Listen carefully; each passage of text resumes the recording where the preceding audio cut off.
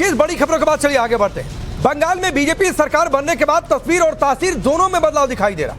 एक तरफ घुसपैठिया बॉर्डर की तरफ कूच कर रहे हैं। कहा यह गया है कि 5 से 10 हजार घुसपैठिया हर दिन बॉर्डर पार कर रहे हैं। वहीं योगी मॉडल काम कर रहा, सरेराह गुंडों की परेड निकाली जा रही। इधर 27 से पहले योगी ने यूपी के लिए भी पिच सेट कर दी है, यानी योगी मॉडल से आगे बंगाल का मॉडल का असर दिख रहा है।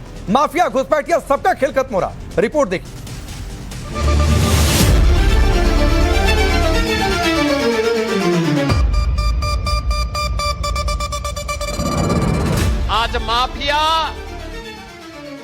आज माफिया पिस्तौल लहराते हुए, कोई धमका करके, खुली जीप में चल करके किसी हिंदू को धमका नहीं सकते।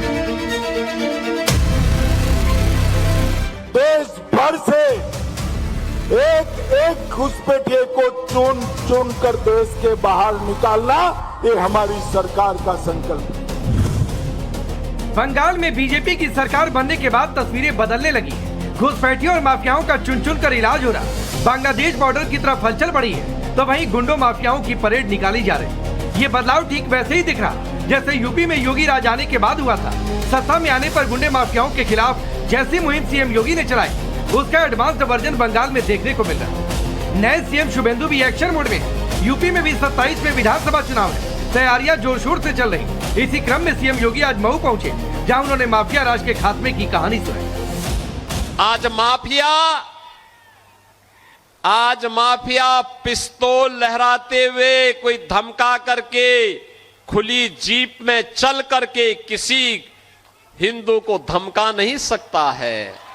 मैं कह सकता हूं, किसी माफिया में दुस्साहस नहीं, किसी गुंडे में दुस्साहस नहीं कि किसी पर्व और त्योहार में व्यवधान पैदा कर दे और उपद्रव पैदा कर दे। इन आयोजनों में अगर किसी ने व्यवधान डाला तो पर्व तो मना ही लेगा, लेकिन उसके बाद ये तय है कि रावण और कंस जैसी दुर्गति उसकी तय है। अगर बेटी और व्यापारी की सुरक्षा में सेंध लगाई तो सेंध लगाने वाले का इंतजार तो फिर यमराज ही करेगा, बाकी किसी को नहीं करना चाहिए। सीएम योगी ने किसी माफिया का नाम तो नहीं लिया, लेकिन समझने वालों के लिए इशारा साफ था। योगी राज में मुख्तार से लेकर अतीक के आतंक का द एंड हुआ और गरीब मजलूमों को उनका हक दिलवाया गया। सीएम योगी ने समाजवादी सरकार में यूपी में माफिया के एक छत्र राज का हवाला देते हुए इसका सबूत भी दिया। लेकिन मोदी जी दिल्ली में योजना बनाते थे, भाजपा के अन्य राज्य लागू करते थे, लेकिन यूपी में 14 से 17 तक समाजवादी पार्टी की सरकार ने उन योजनाओं को यूपी में लागू नहीं होने दिया, क्योंकि समाजवादी पार्टी तो माफिया और गुंडों के सामने नतमस्तक थी, नाक रगड़ती थी माफिया के सामने। माफिया को देख करके पसीने छोड़ते थे इनके मुंह से कोई बोली नहीं निकलती थी। 2017 से अभी तक जैसे यूपी की तस्वीर और तकदीर बदली, उसी योगी मॉडल को बंगाल में फॉलो किया जा रहा। तस्वीरें अपने आप में इसकी गवाही दे रही। आपराधिक तत्वों को उनके घर से उठाकर बाकायदा बीच सड़क पर परेड करवाया जा रहा। जब से बंगाल में शुभेंदु सरकार बनी है, हर रोज गुंडे और माफियाओं का हिसाब किताब किया जा रहा। इतना ही नहीं, बंगाल को घुसपैठ मुक्त कराने का काम भी जोर शोर से चल रहा। डिटेंशन सेंटर बनाए गए और घुसपैठियों को वापस भेजने का इंतजाम भी किया जा रहा। आज अखबारों में देख रहे हैं कि पहले ममता के शासन में हर रोज घुसपैठ होती थी, अब घुसपैठ करने वाले अपने आप वापिस जाने लगे हैं, अपने आप जाने लगे। शुभेंदु जी ने, भाजपा बंगाल सरकार ने डिटेंशन सेंटर बनाए हैं, मगर हम सब लोग चाहते हैं कि जो घुसपैठ कर अवैध तरीके से आए हैं, वो अपने आप जहां से आए हैं वहां वापिस चले जाए। अगर वो अपने आप चले जाते हैं तो बंगाल सरकार भी उन पर कोई केस नहीं करेगी, जाने के लिए उनकी सहायता भी करेगी। और मैं आशा रखता हूं कि जब अभियान चले पहचान का, उसके पहले ही ढेर सारे लोग अपने आप चले जाएं। जो वादा गृहमंत्री अमित शाह ने चुनाव से पहले बंगाल में किया था, उस पर अमल किया जा रहा। एक तरफ बंगाल के विकास को प्राथमिकता दी जा रही, तो वहीं मोदी सरकार के घुसपैठिया मुक्त भारत के संकल्प को भी जमीनी हकीकत में तब्दील किया जा रहा है। हमारी सरकार का संकल्प है देश भर से एक एक घुसपैठिए को चुन चुन कर देश के बाहर निकालना, ये हमारी सरकार का संकल्प है। और इसके लिए नरेंद्र मोदी जी ने एक डेमोग्राफी चेंज कमिटी बनाने का निर्णय किया है। बीजेपी सरकार का एक ही संकल्प है, देश में ना तो माफिया राज रहे, यूपी में दिखा, अब बंगाल में भी दिखना शुरू हो चुका है। Bureau report, times now Bharat. तो चलिए आपने रिपोर्ट देखी, मैं आपका परिचय आज के मेहमानों से करवाता हूं। हमारे साथ राधिका खेड़ा भारतीय जनता पार्टी के नेता और प्रवक्ता जुड़ रही हैं, अमितोष पारिक बीएसपी के नेता और प्रवक्ता हैं, पंकज शर्मा जी हैं पॉलिटिकल एनालिस्ट के तौर पर, तारिक खान जी समाजवादी पार्टी के नेता और प्रवक्ता, और एहतशामुल हक अब से थोड़ी देर में जुड़ जाएंगे जो कि टीएमसी के नेता हैं, माइनॉरिटी सेल के सेक्रेटरी हैं। आप सबका बहुत बहुत स्वागत है। पंकज जी, पहला सवाल आपसे, और सर बहुत सीधा सा सवाल है, 5,000 से 10,000 घुसपैठिए डेली भारत छोड़ रहे हैं, बंगाल छोड़ रहे हैं, तो माने कि पहले इन्हें वोट बैंक बनाकर रखा गया था। इसने वोट बैंक बना के रखा था। वोट बैंक बना के तो सबसे ज्यादा भारतीय जनता पार्टी की सरकारों में रखा हुआ था, क्योंकि इनकी उपस्थिति का डर दिखा करके बहुसंख्यक समाज के वोट लेने थे। आप एक बात बताइए कि पिछले 12 वर्ष में आज घुसपैठियों को निकालने की मुहिम चल रही है। बहुत अच्छी बात है, कोई बाहर से आया है तो उसको अपने देश वापस भेज दिया जाए, लेकिन यूपीए के 10 साल के शासनकाल में 88,000 घुसपैठियों को बाहर भेजा गया, 88,000 घुसपैठियों। और एनडीए के 12 साल के शासनकाल में कुल मिलाकर 5,000, 4,800 कुछ, मतलब 5,000 घुसपैठियों को बाहर भेजा गया। तो अपने शासनकाल में आपने 12 साल में भेजे 5,000 और यूपीए ने भेजे थे 88,000। तो घुसपैठियों के खिलाफ असली मुहिम किसने चलाई थी? यूपीए सरकार ने चलाई थी। कांग्रेस के नेतृत्व वाली यूपीए सरकार ने जितने घुसपैठिए बाहर भेजे, क्या भारतीय जनता पार्टी के नेतृत्व वाली एनडीए सरकार ने उतने घुसपैठिए बाहर भेजे? नहीं पंकज जी, आप इतना यूपीए का आंकड़ा दे रहे हैं, जरा बंगाल का भी आंकड़ा दे लीजिए। बंगाल में तो लेफ्ट, उसके बाद ममता बनर्जी, कवायद तो वही रही थी। किसने वहां पर किसको वोट बैंक बनाकर रखा था? होल्डिंग सेंटर अब बनाने की जरूरत क्यों पड़ी? 80,000 घुसपैठियों में से आप क्या कहना चाहते हैं कि बंगाल से निकाले गए घुसपैठियों की संख्या 0 थी? मैं ये नहीं कह रहा, सर बता दीजिए ना उसमें से कितनी थी। आप आंकड़ा लेकर आए तो सर बता दीजिए उसमें से कितनी थी पंकज जी। मैं उसका आंकड़ा भी आपको बता दूंगा कि कितनी थी, अभी मुझे एग्जैक्टली याद नहीं है। लेकिन ये सोचना कि 88,000 घुसपैठियों में से 0 घुसपैठियों की संख्या थी जो बंगाल से निकाले गए, ऐसा तो हो नहीं सकता। हजारों की तादाद में घुसपैठिए जो बंगाल में थे वो भी वहां से बाहर निकाले गए। नहीं पंकज जी, जब आप 88,000 का आंकड़ा लेकर आए और अभी का जो अमित शाह का बयान है वो खासतौर पर पश्चिम बंगाल के संदर्भ में है, तो पंकज जी ये आपको सोचना चाहिए था कि बंगाल वाला भी आंकड़ा पूछ लिया जाएगा, तो वो अलग से आपको लेकर आना चाहिए था। खाली पश्चिम बंगाल के आंकड़ों का सवाल नहीं है, ये एक सार्वभौम समस्या है। नहीं सार्वभौम समस्या है, लेकिन पश्चिम बंगाल पर खासतौर पर केंद्रित करके चर्चा हो रही है। तो आप बाकी का भी दीजिए, लेकिन पश्चिम बंगाल का भी बता दीजिए, और अगर नहीं बताएंगे तो फिर आप ही पर सवाल उठेगा। सिर्फ बंगाल में ही घुसपैठिए नहीं थे, पूरे देश में घुसपैठिए थे। और मैं कह रहा हूं कि हजारों घुसपैठिए बाहर निकाले गए बंगाल से, और ये मेरा आंकड़ा नहीं है, मैं आंकड़ा कहीं से नहीं लाया। कहीं नहीं रहा हूं, मैं कह रहा हूं जहां से आपने उठाया पंकज जी, वहीं से बंगाल वाला भी आंकड़ा लेना चाहिए था। वो जो भारतीय जनता पार्टी की सरकार है उसका दिया आंकड़ा है ये। क्या भारतीय जनता पार्टी की सरकार? भारतीय जनता पार्टी के नेतृत्व में जो केंद्र की सरकार चल रही है उसका दिया हुआ ये आंकड़ा है कि उनके शासनकाल में 12 साल में 4,800 घुसपैठिए बाहर निकाले गए। और 85,000 घुसपैठिए उसके पहले 2004 से 2014 के बीच बाहर निकाले गए। ठीक है राधिका खेड़ा, पंकज जी कह रहे हैं कि यूपीए शासनकाल में ज्यादा घुसपैठिए निकाले गए, आप लोगों ने तो सिर्फ 5,000 निकाले। बंगाल में कितना ये तो वो भी नहीं बता पा रहे हैं। सभी को नमस्कार। बिल्कुल ठीक कह रहे हैं, यूपीए सरकार ने निकाले और हमारे समय पे कब निकले, अब वो क्यों निकले इसके भी बारे में सोचना पड़ेगा और जो फैक्चुअल बात है वो बात करेंगे।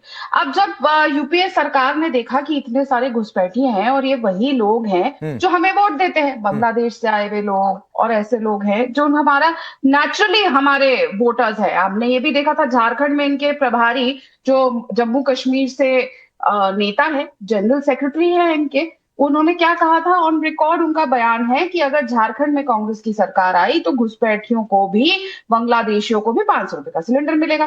भाई क्यों वो कह रहे थे घुसपैठियों को मिलेगा? क्या राकेश जी, आपका, मेरा और यहाँ पे बैठे हुए पंकज जी, वो भी मुझे लगता है टैक्स पेयर ही है, क्या इनका पैसा इन बांग्लादेशी घुसपैठियों के है क्या? हमारे बच्चों के लिए नहीं है क्या?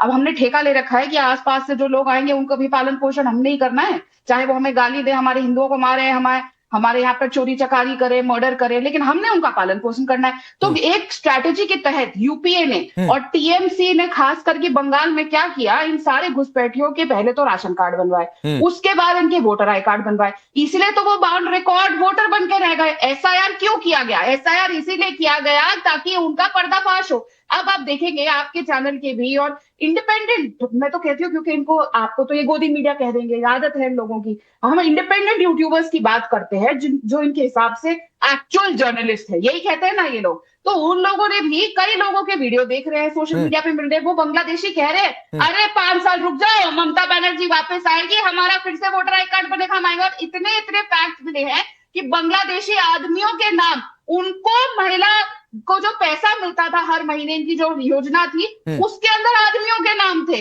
इतने बांग्लादेशियों के नाम थे। तो तरीके से उनको कहा जाता था, और वो खुद बांग्लादेशी घुसपैठियों ने कहा है कि हमें कहा जाता था तुम्हें ये एडवांटेजेस और ये पैसे मिलेंगे, तुमने सिर्फ अपना वोट टीएमसी को देना है। तो ये जब आप उन लोगों को भारत का सिटीजन बना के हमारे ऊपर बोझ, तभी आपको याद होगा उसी एक योजना के तहत एक रिमोट कंट्रोल बटन से राहुल गांधी और सोनिया जी ने डॉक्टर मनमोहन सिंह जी से क्या कहलवाया था, उन्होंने कहा कि हमारे देश की सभी सुविधाओं पे, हर चीज पे पहला हक किसका है? मुसलमान का। वो मुसलमान नहीं कहना चाह रहे थे, वो कह रहे थे कि बांग्लादेशियों का है, जिनको हमने यहाँ का वोटर बना दिया है, ये घुसपैठियों का है। ठीक है, हालांकि Radhika ji minorities word use किया गया था, माइनॉरिटीज में मुसलमान, मैं आपको वो भी सुना दूंगी। राकेश जी बस आखिरी बात कहूंगी, देखिए सारी बात की एक बात लबोलबाब ये है कि हमारे गृह मंत्री माननीय अमित शाह जी ने क्या कहा, उन्होंने कहा जो घुसपैठी है वो अपने आप छोड़ के चले जाए, यही कहा ना। अब उन्होंने पंकज जी को तो कहा नहीं, या मेरे स्क्रीन पे बैठे हुए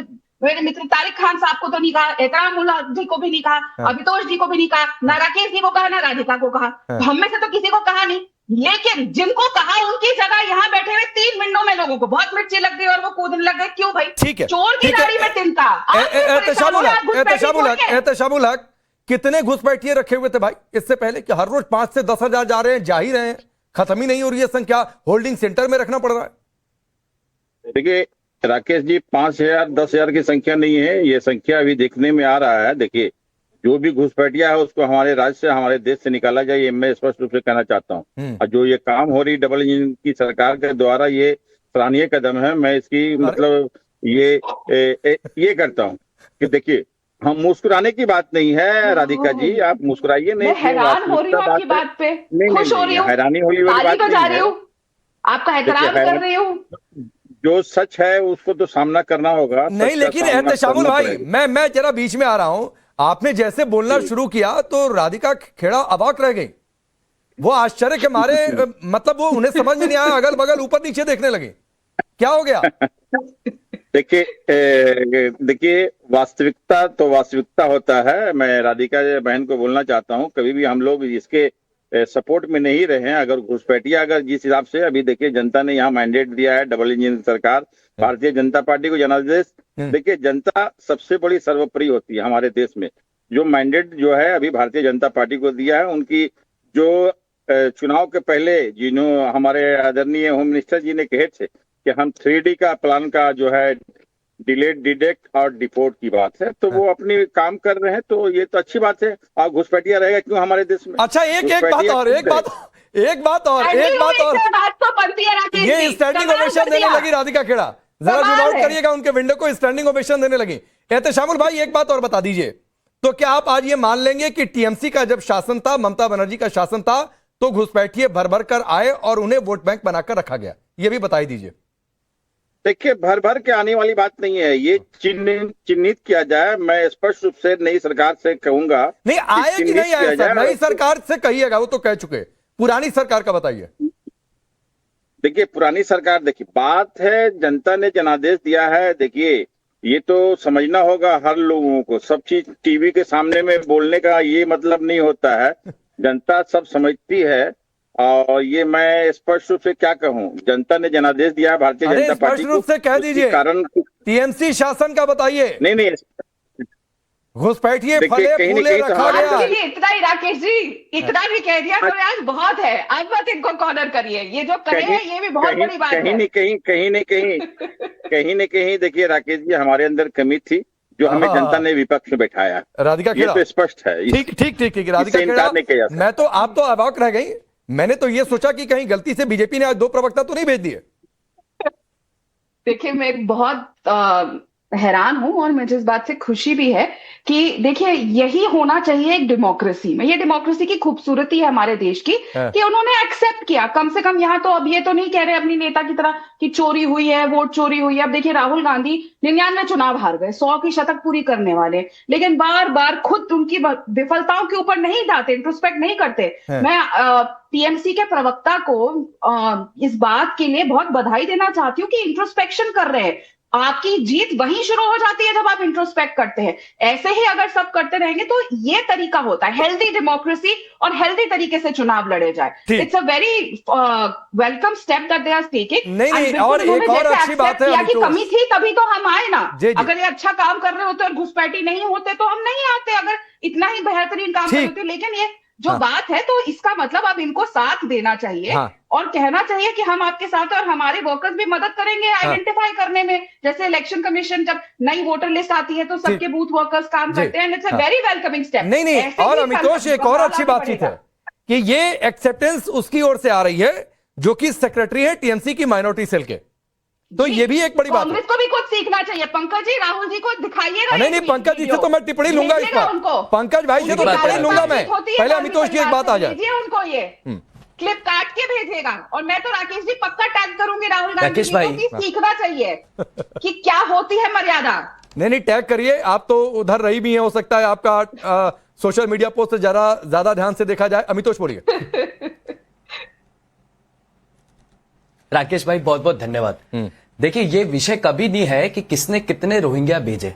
मैं कुछ आंकड़े आपके सामने रखना चाहता हूं जो एक्सपोज करेगा कि how Congress was involved in settling Rohingyas in India. ये आंकड़े हम सबको पता है कि 2006 में इंडिया टुडे की रिपोर्ट थी, या फिर गवर्नर का जो असम का स्टेटमेंट था, या फिर आईएमडीटी एक्ट हो गया, या फॉरेनर्स एक्ट हो गया, या सोनिया गांधी का असम में जाके 2006 में कहना हो गया, या सुप्रीम कोर्ट का आईएमडीटी एक्ट को अनकॉन्स्टिट्यूशनल कहना हो गया, या फिर उनको सेटल करना, यहां पर हम सबको पता चला। अब मैं आपको एक आंकड़ा बताता हूं। अभी माननीय सर्वोच्च न्यायालय में एक पिटीशन लगी थी, उसमें 2 एडवोकेट थे राकेश भाई। एक थे प्रशांत भूषण और दूसरे थे कॉलिन गोंसाल्विस। वो कहते हैं कि यहां पे रोहिंग्या, जो 40,000 रोहिंग्या को भारतीय सरकार ने डिटेक्ट किया है, उनको डिपोर्ट ना करा जाए क्योंकि वो अमानवीय है, इनह्यूमन है, and as per not rights of the foreigners act. ये कॉलिन गोंसाल्विस है। प्रशांत भूषण को हम सब जानते हैं। अब इनका कनेक्शन क्या है, आप देखिए कितना बड़ा कनेक्शन है। कॉलिन गोंसाल्विस एक डायरेक्टर है एचआरएलएन के, ह्यूमन राइट्स लॉ नेटवर्क, जिसको फंडिंग मिलती है जीएसएफ से, जो कि नीदरलैंड का है। और नीदरलैंड के फंडिंग का हमारे को अभी पत्रकार का जिस तरह से एंटी इंडिया अप्रोच दिखी थी वो हम सबको समझ में आ गई। जीएसएफ को फंडिंग मिल रही है ओपन सोसाइटी फाउंडेशन से, जो जॉर्ज सोरस का है। ये वही एचआरएलएन है और ये वही कॉलिन गोंसाल्विस है जो हिजाब के अगेंस्ट में रिप्रेजेंटेशन में खड़े हुए थे या फिर एस्कॉन के विरुद्ध खड़े हुए थे। He was a party, A petitioner. अब दूसरी चीज, ज़कात फाउंडेशन ऑफ इंडिया, ये वो एनजीओ है जो भारत में चल रहा है, जिसका मेन काम है रोहिंग्या को यह सेटल करना और लैंड प्रोवाइड कराना। कालिंदी कुंज के अंदर में 11,000 स्क्वायर फीट का अंदर लैंड प्रोवाइड करा था। इसके फाउंडर कौन है, देखिए, इसके फाउंडर है सैयद जफर मोहम्मद, जो पीएचडी स्कॉलर है। और ये कौन रहे, कनेक्शन देखिए, prime minister office Sachar committee के अंदर में ओएसडी रहे 2005-6 यूपीए रिजीम के अंदर में। प्रशांत भूषण जो लगातार तरीके से राहुल गांधी के साथ आते हैं, सीपीआई चलाते हैं, पीयूसीएल चलाते हैं। ये वो एनजीओ से जो लगातार तरीके से भारत सरकार का जो एक एजेंडा है, detect, detain and delete, deport करना, उसमें इनह्यूमन कंडीशंस को लेते हुए सामने आते हैं। दूसरी बात अब मैं आपके सामने रखता हूं। पीयूसीएल अलीज करता है डिपोर्टेशन ऑफ रोहिंग्यास। 1951 और 1967 कन्वेंशन में रोहिंग्याज आर नॉट रेफ्यूजीज, इसलिए भारत के सर्वोच्च न्यायालय ने पीआईएल के समय कहा कि आप उसको रेफ्यूजी कैसे मान रहे हैं। तो मुझे लगता है जिन लोगों ने देश के अंदर में रोहिंग्या को सेटल करके मुस्लिम अपीसमेंट पॉलिटिक्स देके स्कीम्स प्रोवाइड करके फेक आधार कार्ड बना के इलेक्शन कार्ड बना के मोमन खान चाहे नू के अंदर में चुनाव जीतता है, चाहे फिर वो एसपी कहती है कि ये गरीब है, चाहे सैयद हमीदी कहती है कि ये इनह्यूमन है, चाहे मोहिना मित्रा उनके लिए खड़ी हो जाती है, चाहे एनजीओ जो जॉर्ज सोरोस फंडिंग से काउंसलिंग से सर्वोच्च न्यायालय में चले जाते हैं। एक ही उदाहरण आप बता दीजिए। नहीं ठीक है अमितोष, मैं इस पर पंकज जी से जवाब लूंगा, लेकिन क्योंकि तारिक खान ने अभी तक नहीं बोला है तो एक उनकी टिप्पणी हो जाए। तारिक भाई, एक तो ये घुसपैठियों वाली बातचीत, दूसरी जरा ये तस्वीर भी देखिए, यूपी में भी इसी तरीके से माफियाओं के खिलाफ हुआ, वहां तो परेड हो रही है, एक कदम आगे है बंगाल में मॉडल। ज़कात फाउंडेशन जो है वो गरीब बच्चों के लिए स्कूल चलाती है और फ्री में आईएएस के बच्चों के लिए कोचिंग भी चलाती है, इसलिए पूरी जानकारी नहीं है तो खैर little knowledge is dangerous.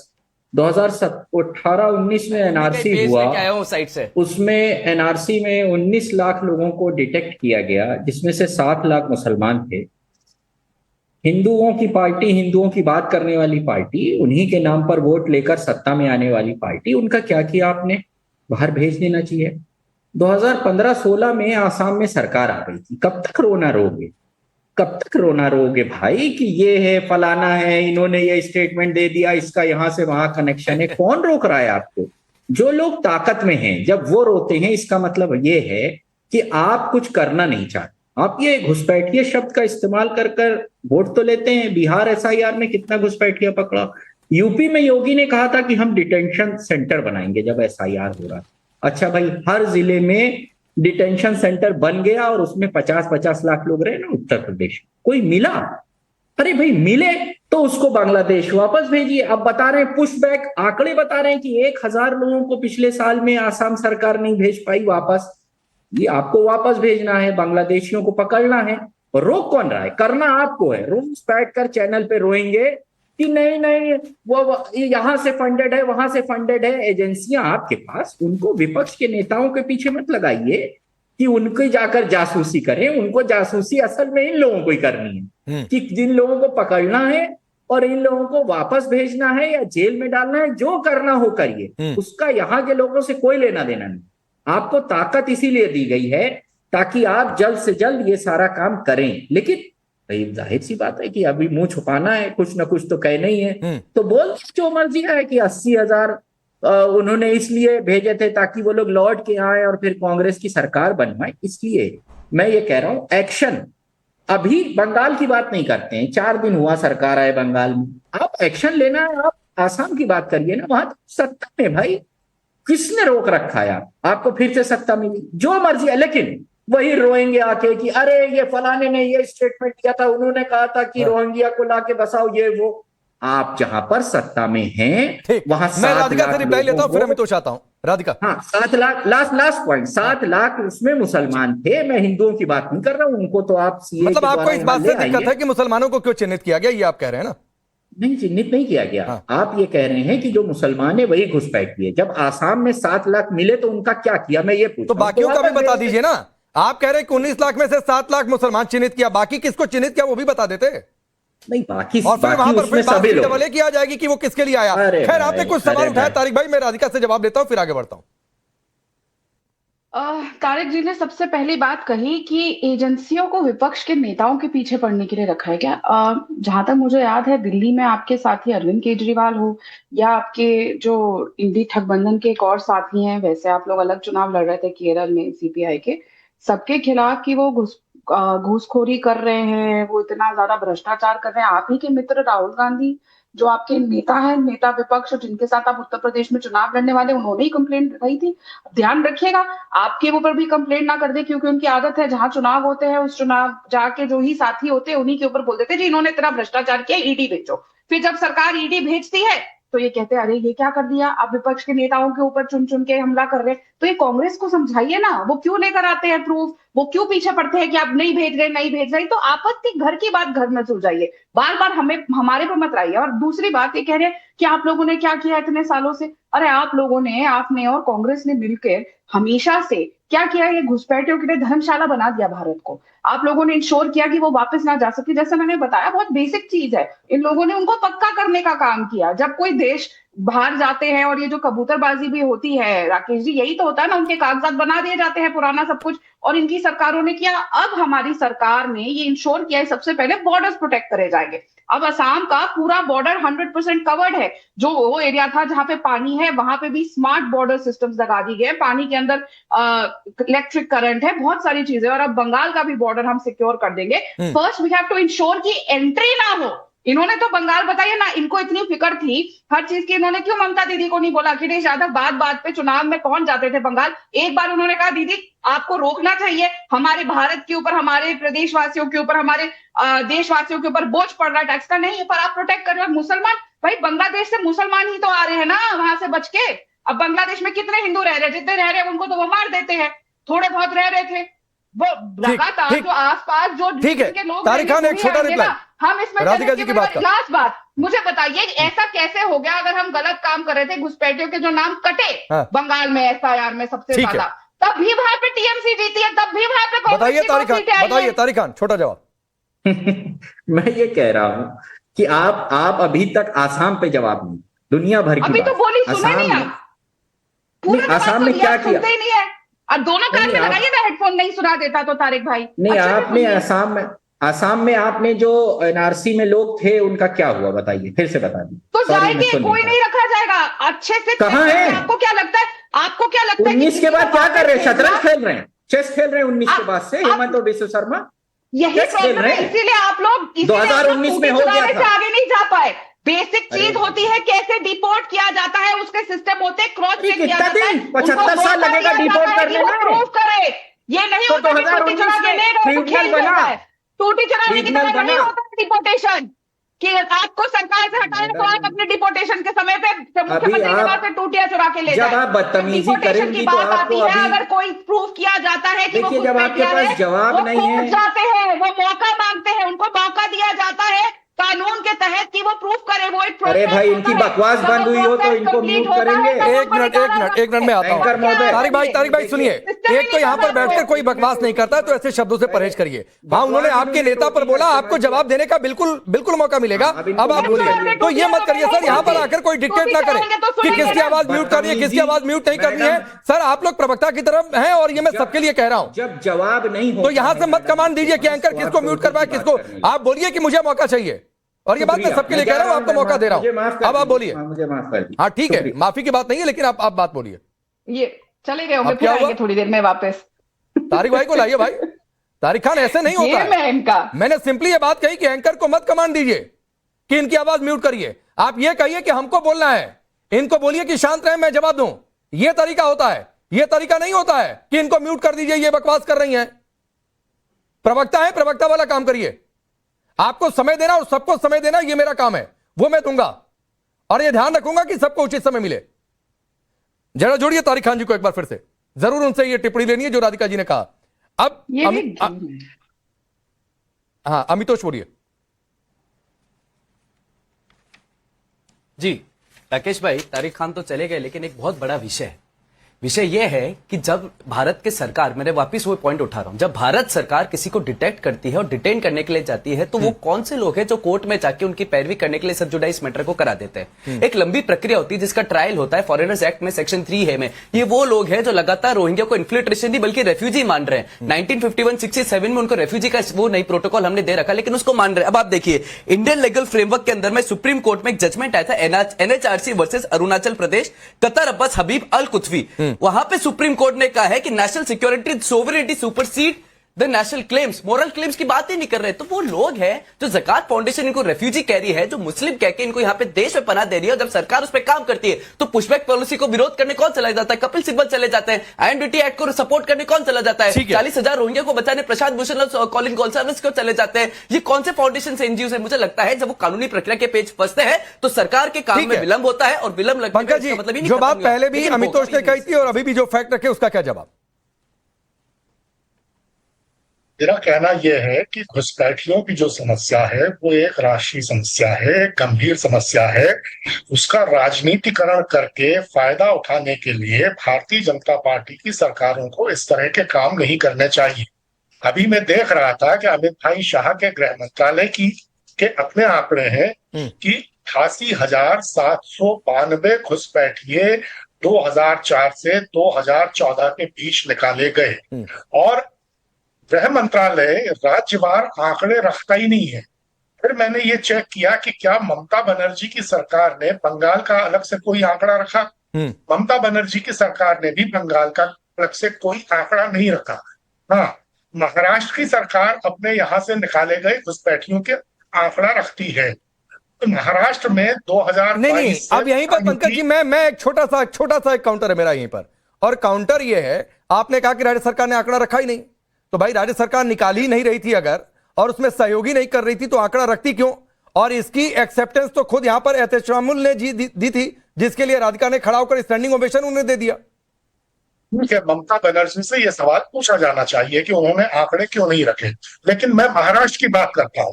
Maharashtra में 2022 से महायुति और भारतीय जनता पार्टी की सरकार है। आपको मालूम है 2022 में 77 घुसपैठिए निकाले गए, 2023 में 127 घुसपैठिए निकाले गए और 2024 में 202 घुसपैठिए निकाले गए। क्या आपको ये लगता है कि अगर घुसपैठियों की समस्या, जो कि महाराष्ट्र में भी बहुत बड़ी मानी जाती है, उसके अनुपात में ये जो निकाले गए घुसपैठियों की तादाद है, ये कहीं से मैच करती है? तो सरकारों ने, और खासकर भारतीय जनता पार्टी की सरकारों ने, इस मुद्दे का राजनीतिकरण करके बहुसंख्यक मतदाताओं को अपने पक्ष में प्रभावित करने की कोशिश पर ज्यादा ध्यान दिया। तो एक बात बताइए पंकज जी, आप कह रहे हैं कि ये बहुसंख्यक मतदाताओं को प्रभावित करने के लिए था, तो घुसपैठियों को पालना पोसना किसको प्रभावित करने के लिए था? कौन पाल पोस रहा था? इसीलिए तो हम देख कर रहे थे कि उनकी मौजूदगी को दिखाकर, उसका हवा दिखाकर बहुसंख्यक समाज के वोट। ठीक है राधिका जी, आप डरा रही थी एक वर्ग को, ये आरोप है पंकज जी का। जी, हम डरा रहे थे और डर गए। तो राहुल गांधी के बब्बर शेर क्या कर रहे थे? राहुल गांधी के तो सब बब्बर शेर है, इतने बब्बर शेर है कांग्रेस में, तो डराने से रोक लेते। ये बचपने वाली बातें नहीं करनी चाहिए। और ये बार बार बोले जा रहे हैं नहीं निकाले, भाई कहाँ से है? अब मैं आपको बार बार एक ही बात समझा रही हूँ और आप ये बहुत अच्छे से जानते हैं। आपका मेरे से लंबा अनुभव है, मेरे से उम्र में भी बड़े हैं पंकज जी, आप वरिष्ठ पत्रकार हैं, तो आपको ये पता है कि किस तरीके से आप लोगों ने, आपकी कांग्रेस जिसको आप सपोर्ट करते हैं, उसका हिस्सा भी रहे हैं, किस तरीके से घुसपैठियों को पक्का किया है। और ये वहां पे बैठे हमारे साथी ऑलरेडी बता चुके हैं, अमितोष जी, और बहुत क्लैरिटी से उन्होंने बताया। अब आप नहीं समझना चाह रहे, पर देश की जनता समझ रही है। फिर आप कहते हैं अब डिपोर्ट करने का एक तरीका होता है, ये थोड़ी होता है कि हम बॉर्डर पे जाएंगे और ऐसे धक्का देंगे, ऐसे पोक करेंगे जैसे फेसबुक पे पोक करते हैं और वो प्रक करके वहां पे चले जाएंगे। कोई हिंदी पिक्चर बन रही है क्या यहाँ पे? आपको भी पता है, राजनीतिक विश्लेषक है तो राजनीतिक विश्लेषक की तरह, पढ़े लिखे आदमी की तरह बात करिए। एक ट्रीटियां होती है, एसओपी होती है, एसओपी। बीच में मत बोलिए, मैं आपके बीच में नहीं बोली सर। आप कब से बरगलाए जा रहे हैं, कुछ भी बोले जा रहे हैं, आप सुन रहे हैं ना, तो आप सुनिए। राकेश जी, मैं इनके बीच में नहीं बोली। मैं बोल लूं, अब आप एक दो लाइन एक काउंटर आया कि कितना समय लगता है राधिका जी? 10 से 12 साल कितना समय लगता है, उसका भी रिप्लाई कर दीजिए पंकज जी। आपका सवाल नोटिस हो गया सर। आपने तो एसओपी नहीं बना के रखे, हम जाके धक्का थोड़ी दे देंगे बॉर्डर पे। दूसरी कंट्री ने मना कर दिया, हमारे नहीं है, फिर आप लोग इंटरनेशनल तरीके से भेजते हैं। तो तरीका होता है, कोई गेम नहीं हो रहा। इतने सालों में आपने इतना कूड़ा कबाड़ा यहाँ पे लाके इकट्ठा कर दिया है, सफाई करी जा रही है। पहले हमारे बॉर्डर सील करे गए, सबसे पहला काम था इंश्योर करना कि और लोग अंदर ना आए, वो हमने काम किया। आप लोगों ने तो ये तक नहीं किया कि आम सामने आके खड़े होके इस देश के हित के लिए, राष्ट्र हित के लिए ममता बनर्जी को बोलते हैं कि बॉर्डर सील करने के लिए आप दीजिए। थोड़ा समय कम है, तारिक खान जुड़ गए, प्लीज कोई बीच में नहीं आएगा। आपने, चूंकि मैं बार बार कहता हूं कि पर्सनल टिप्पणियां ना की जाए, लेकिन फिर भी आपने उनके नेता पर टिप्पणी की तो उनको जवाब देने का क्या? तारिक भाई बोलिए, कोई बीच में नहीं आएगा। लगातार अखिलेश जी को चोर कहकर बुलाया जाता है, टोटी चोर और इस तरीके की चीजें, ये क्या अच्छी है? ये अच्छी चीज है कहना। और जब आप ऐसा करेंगे तो आप सामने वाले को अपनी हदें पार करने का आप मौका देते, और मैं वो करना नहीं चाहता। प्रधानमंत्री के लिए अपशब्द इस्तेमाल करूं, नहीं करना चाहता हूं, लेकिन आप लोग लगातार ये काम करते हैं, अपशब्द इस्तेमाल करते हैं समाजवादी पार्टी के नेता के खिलाफ, और प्रधानमंत्री के खिलाफ भी बड़े अपशब्द हैं मेरे पास, लेकिन मैं नहीं करूंगा क्योंकि मेरे ये संस्कार नहीं है समाजवादी पार्टी के। मैंने सीधा सवाल पूछा था, आपने कहा समय लगता है। 2019 में भैया 19 लाख लोग डिटेक्ट हो गए, आप बार बार बात करते हैं कि घुसपैठिए सामान लूट रहे हैं, हम लोग का हक लूट रहे हैं, सही है, सबका हक लूट रहे हैं, तो उनको भाई बाहर करें, स्टेटस बताएं क्या हुआ, बता रही थी वो मुकदमे चल रहे ट्रिब्यूनल में, फॉरेन ट्रिब्यूनल में बात ठीक है। ये तारिक भाई आपने ठीक कहा, ये आपने ठीक कहा, पर्सनल टिप्पणियां नहीं होनी चाहिए क्योंकि फिर अनावश्यक मुद्दों से डिरेल होता है विषय, डिबेट जो है। वक्त इतना ही है, ये चर्चा फिर आगे बढ़ेगी। राधिका जी, आप सबका बहुत शुक्रिया।